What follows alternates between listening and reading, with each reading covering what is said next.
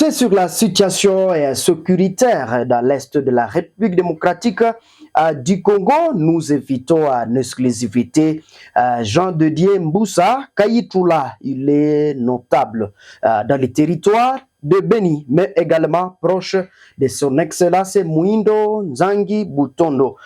C'est sur l'avancée des terroristes du M23, ces terroristes rwandais qui contrôlent jusque-là plusieurs localités dans le territoire de Rutshuru et de Masisi. Mais également, il y a le ZANDEF qui continue à massacrer la paisible population dans les territoires de Beni et Anituri. C'est à ceci que nous invitons en exclusivité Jean de Dieu Mboussa Kayitoula. La situation de l'Est, quelle analyse avez-vous face à l'avancée des terroristes du M23 dans les territoires de Rutshuru et Masisi? Et voilà, l'ennemi est à quelques kilomètres de la cité, de la commune de Kanyabayonga, à territoire de Lubero, après donc la cité, l'agglomération de Vichumbi, Nyanzale, mais également Kibirizi.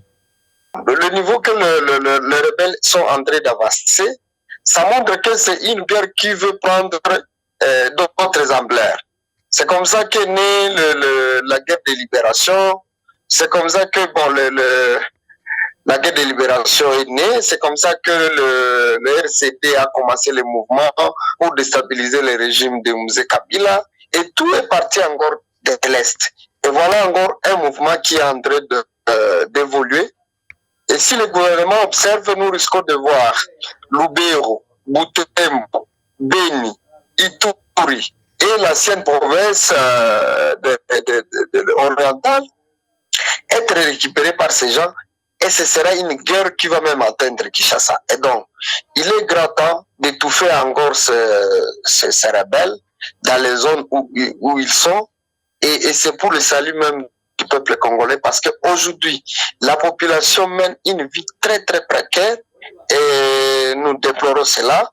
Si vous voyez le nombre de déplacés à Kanyabayonga, à Goma, et les gens qui sont asphyxiés dans leur milieu, par exemple à Goma, toutes les endroits de la ville de Goma, les villages, les entités qui ravitaillaient la ville de Goma en vivre et non vivre, sont vraiment occupés par la milice, et les gens vivent asphyxiés dans la ville.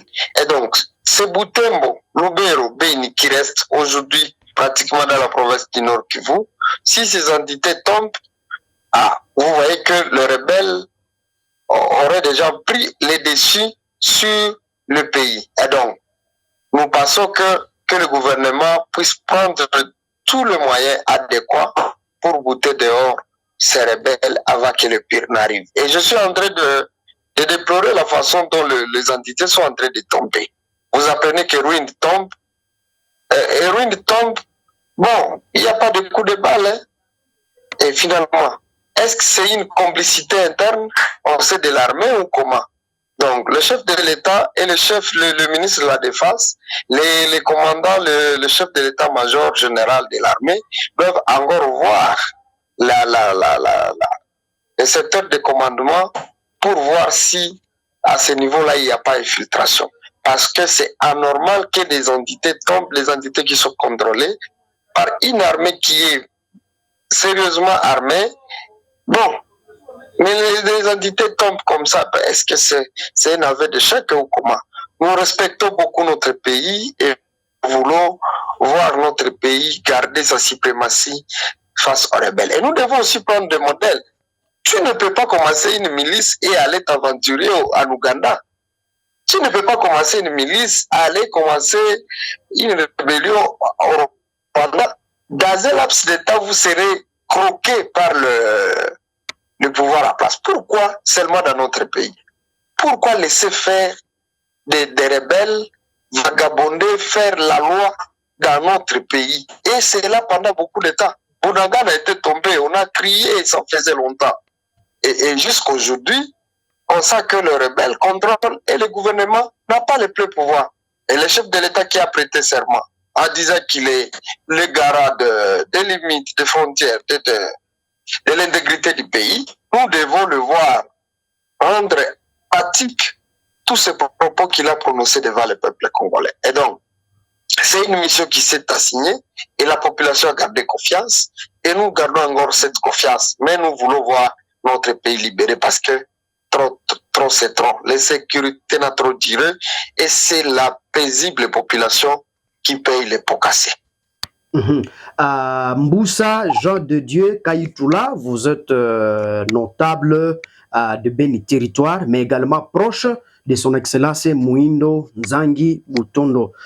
Vous êtes fils donc du territoire de Beni. Parlez-nous ce demain, jeudi, où il y avait massacre, j'espère, de la population, surtout du côté de Mario. Qu'a dites-nous face à l'anniversaire de nos compatriotes qui étaient massacrés par les terroristes des Andes du côté de Beni? En fait, vous rappellerez que le massacre de la paisible population a commencé il y a environ 10 ans en territoire de Beni. Et les zones qui étaient plus touchées, c'était les Bambo Bakisiki et Batangimbao, du côté de Eringeti, Mamové, Maria Jamais, Manyama, et Oicha, Mbao, Kamango, de l'autre côté. Il y avait trop de l'insécurité, ça fait longtemps. Et depuis lors, il y avait encore une portion du territoire de Beni qui vivait la calmie et c'est ces entités qui nourrissaient les villes de Beni et de Butembo, voire la ville de Goma, Kassindi et ailleurs. Bon, mais depuis mars dernier, nous avons enregistré des sérieux massacres dans ces entités, surtout dans le Kouma Bouliki. Et on a vu le 8 mars, il y a eu des populations, une quarantaine de gens qui ont été tués alors que les mamans venaient de fêter le 8 mars à Mukondi. Et la nuit, les gens ont été tués, plus de 40 personnes.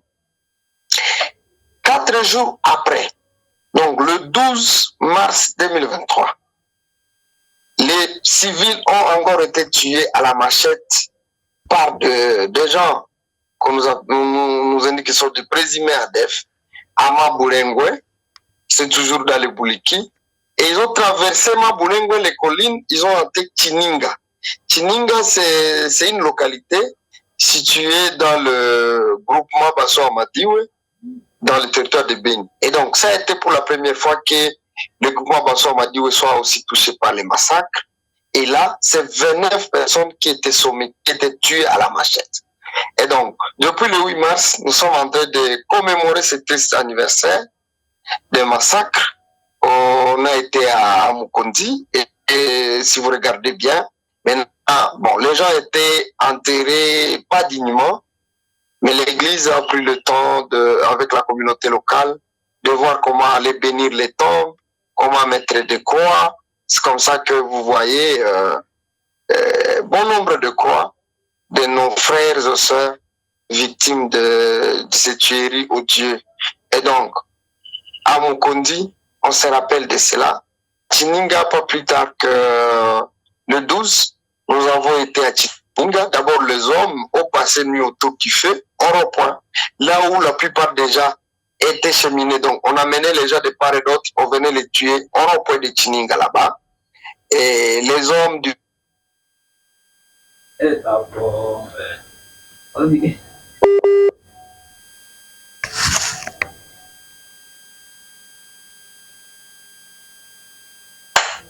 Oui, la connexion... Il y avait des... Oui. Il y avait pas organisation funérailles digne. Bon, maintenant, la paroisse catholique de Kabash, sous le leadership de M. Tabé Mapendo Pascal Kassongo, le curé de la paroisse de Notre-Dame de Fatima, de Kabasha, la communauté locale, donc société civile, notabilité locale, les victimes, les familles des victimes de massacres et la population venue de partout ailleurs, on s'est réunis à Chininga pour commémorer cet anniversaire. Et ça a été l'occasion, après avoir prié pour le repos des âmes de ces personnes, nous avons pris soin d'immortaliser ces personnes, 29 personnes, et on a pris une longue croix qu'on a plantés Europa et Chininga et sur la croix, on a mentionné les noms. Et donc, pour nous, c'est un symbole, c'est un signe de communion et d'immortalisation de ces gens pour montrer à la communauté internationale, aux gens qui passeront ici, nos frères ont été tués, massacrés par des civiques et nous demandons que justice soit faite parce que le sang de ces victimes continue à crier vengeance. Et donc, nous commençons cela, c'est à guise de projet, d'un monument pour immortaliser ces gens et nous avons mis d'abord la croix et la population a été réconfortée de nous voir, nous le fils du terroir, être toujours à ses côtés pendant les moments durs. Et donc, la vie peine de reprendre à Chininga, par exemple. Il y a l'école qui a fermé ses portes depuis mars. À nos jours, même cette année, il n'y a pas ouverture des écoles. Les enfants sont obligés d'aller étudier soit à Mambare, soit à Kabasha, ou à Kazebere, ou dans le milieu de Kaval. Donc, c'est encore un cri d'alarme que nous lançons. Parce que ces entités, si vous prenez Maburengwe, Chininga, Mambare, Mambenji, ces entités ravitaillent Mabuku à très grande partie à manioc, farine de manioc, à banane, à colcase, et la plupart de l'alimentation consommée ou des aliments consommés en ville de Ben de Boutembo proviennent de là. Donc, les gens viennent avec des camions Fuso pour se ravitailler, mais quand ces entités sont insécurisées, que deviendra la vie dans des milieux urbains?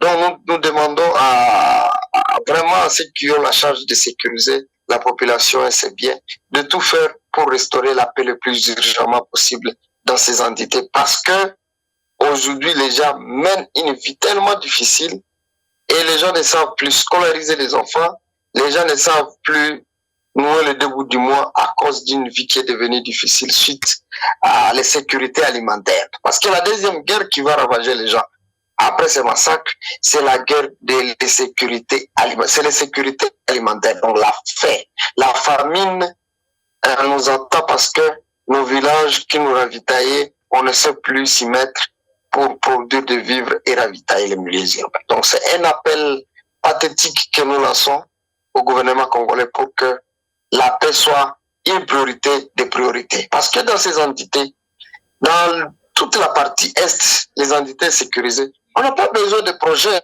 de gouvernement du genre électricité, du genre route. Non, on a besoin d'abord de la calmie, la paix.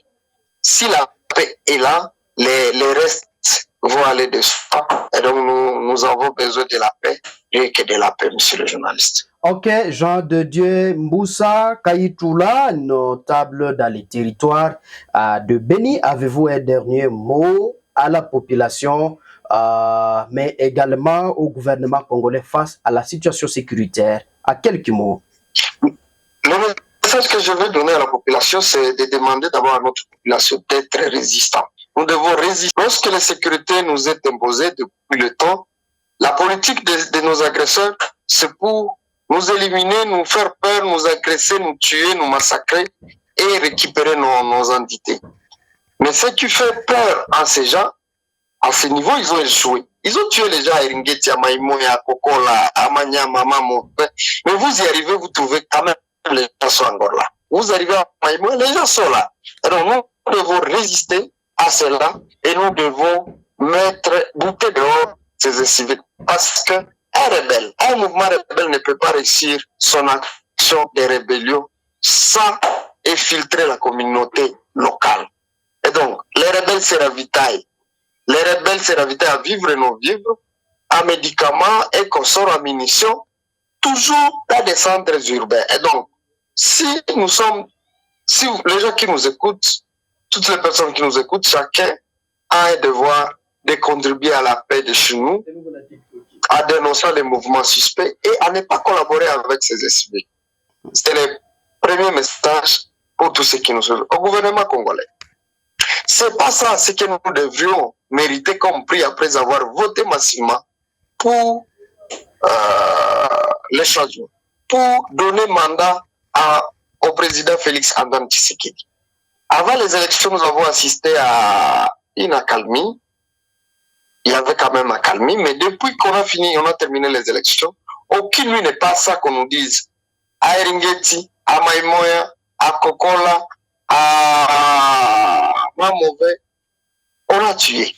Non, c'est pas ça le prix que le peuple devait recevoir. Donc, Félix Tshisekedi, Monsieur le Président Félix Antoine Tshisekedi Tshilombo, nous vous prions de tout faire, de militer pour restaurer la paix dans ces entités touchées par les sécurités. Et vous aurez notre soutien total, notre accompagnement si vous arrivez à restaurer la paix durable et non pas une paix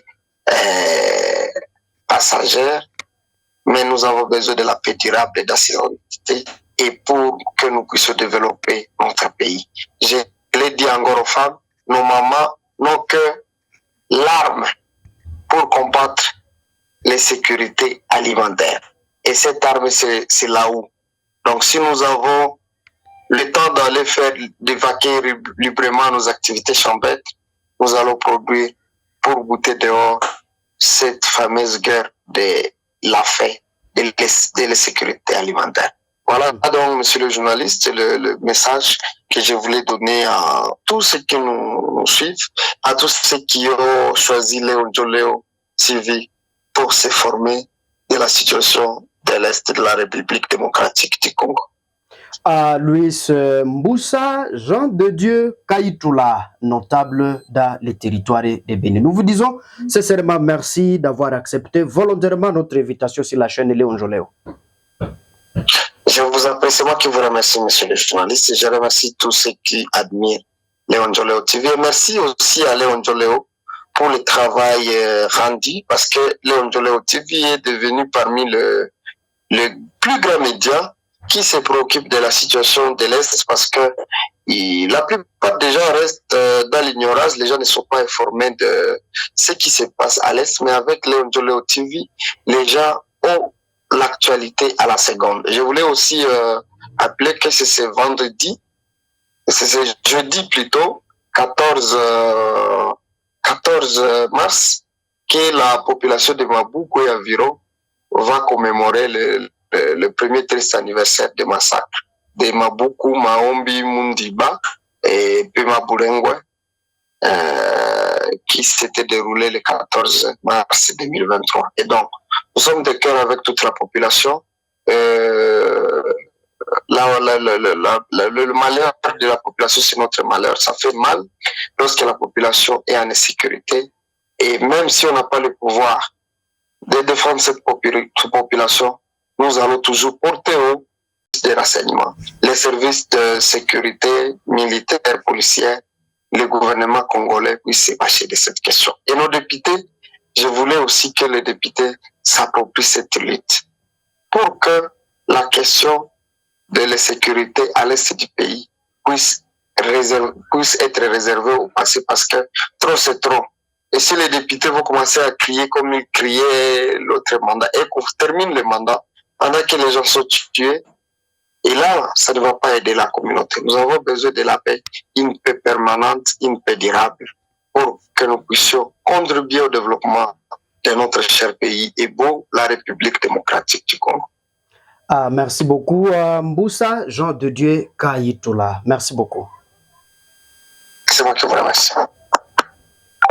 Nous mettons fin à ces actualités sur la chaîne de télévision Léon Joléo pour ce mercredi 13 mars 2024. Si c'est la première fois de nous suivre, ne manquez pas de vous abonner, aimer et partager nos publications. Au revoir.